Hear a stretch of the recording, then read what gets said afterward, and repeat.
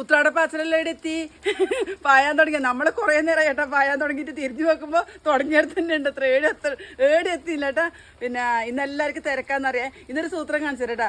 നാളത്തേക്ക് ഒരുപാട് തേങ്ങ വേണ്ടേ. അന്നേരം തേങ്ങക്ക് വലിയ സമയത്ത് നമ്മൾ തേങ്ങയെല്ലാം പൂത്തി വെച്ചിട്ട് ആ പൂത്തി വെച്ച ചാക്കുന്ന ഓരോന്നോരോന്നായിട്ട് തേങ്ങ എടുക്കുമ്പോൾ കണ്ടല്ല, തേങ്ങയുടെ ഉള്ളിൽ ഓരോരോ ജീവികളെ രൂപമാണ് കേട്ടോ. ഇതാ കാണിച്ചു തരാം കേട്ടാ.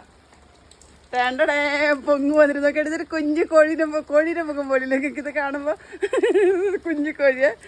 ഇത് കുറച്ച് വലിയ കോഴിയെ. നല്ല രസമില്ലേ കാണാൻ. പൊങ്ങ് കയറിപ്പോയി കേട്ടാ. പിന്നെ തേങ്ങയുടെ ഉള്ളിൽ ഇനി കാമ്പ് കുറവായിരിക്കും കേട്ടോ. നാളത്തേക്ക് വേണ്ടിയിട്ട് പപ്പടം ഉരിച്ച് വെച്ച് അതൊരു 10 തേങ്ങ. അപ്പോൾ എല്ലാം ഇങ്ങനെയാണ് കേട്ടതാ.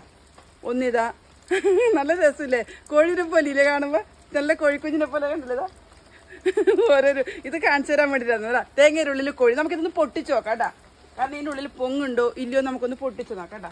എന്നാലും നോക്കിയിട്ട് തേങ്ങയുടെ ഉള്ളിൽ കോഴി രസത്തൊക്കെ സൂക്ഷിച്ച് നോക്കും. നല്ല ഭംഗിയില്ലേ കാണാൻ. പൊട്ടിച്ച് നോക്കട്ടെ ഇതേ പൊങ്ങുണ്ടോ കേട്ടാ. ഇതാണ് കണ്ണൂരെ കത്തിയാള്. ടേണ്ടടേ നോക്ക് മക്കളേ നോക്ക്. വെള്ളം വേണത് കുറച്ച് വെള്ളം ഉണ്ട് തിരിച്ച് കുടിക്കേ. നല്ല തേൻ പോലെയില്ല വെള്ളമാണ് കേട്ടോ. ഇതിനിപ്പം കത്തിയാളെല്ലാം മണ്ണുണ്ട്, സാരില്ല കേട്ടോ.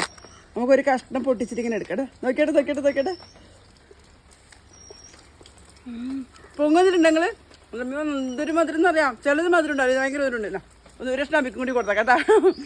എന്നപ്പോൾ ഇത് കാണിക്കാൻ വേണ്ടിയിട്ടാണ്. ഉത്രാടപ്പാത്തിൽ തുടങ്ങുന്നത്രേ.